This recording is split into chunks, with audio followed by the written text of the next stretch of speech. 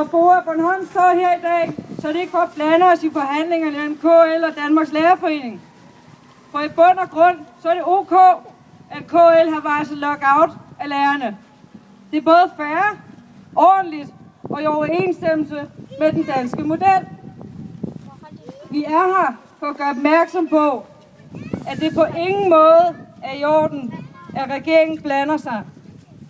Vi har her i landet et aftalesystem, der har dybe rødder i vores historie, og som er en del af Danmarks historien. Det er et unikt system, et system, som vi kan være stolte af. Men når nu regeringen blander sig, så er vores helt grundlæggende aftalesystem, den danske model, truet. Vi er nødt til at gøre opmærksom på, at regeringen skal holde fingrene væk og lade arbejdstager og arbejdsgiver finde frem til en løsning. Lige nu er det lærerne, der går ud over. Men vi kan være ganske sikre på, at turen kommer til os andre ved de næste overenskomstforhandlinger. I regeringens vækstplan står der blandt andet, at der skal skaffes omkring 12 milliarder. Blandt andet på de offentlige ansattes arbejdstidsbestemmelser. Det er der, vi skal stå sammen og sige nej. Vi vil ikke finansiere regeringens vækstplan med vores overenskomster. En af mine bekymringer omkring regeringen går på, om vi overhovedet har en regering, der forstår betydningen af vores aftalesystem. Og en påstand kunne være, at de har glemt at læse på den del af Danmarks historien. KTO, som FOA er en del af, har valgt ikke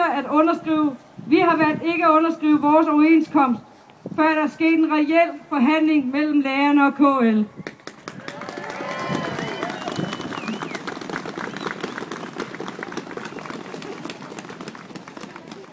Alle har ret til en ordentlig forhandling, og jeg håber, at KL og Danmarks Lærerforening finder frem til en løsning, så de ikke kommer ud i en konflikt. Angrebet på den danske model har forhåbentlig fået øjnene op for vigtigheden af, at vi står sammen, for hvis vi vil bevare den danske model, er det uendelig vigtigt, at vi er organiseret i en rigtig fagforening. Da det kun er de rigtige fagforeninger, der har part i den danske model. Og vi har kæmpet fagens kamp i 100 år.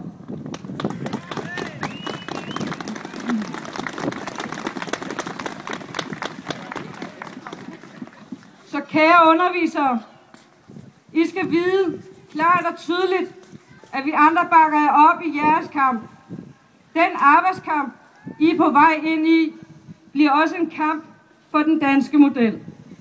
Der indtil i dag har været kendetegnet af, at hele arbejdsmarkedet bakket op bag aftaler og overenskomster.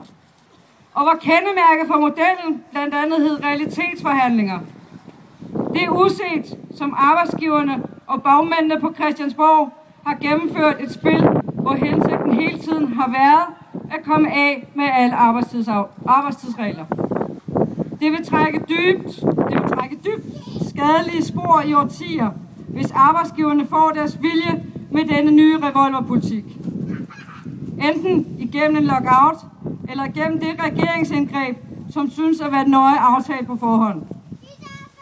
Vi er klar over, at vi er de næste, der vil blive mødt med nye og urimelige krav om at ændre i vores arbejdstidsaftaler.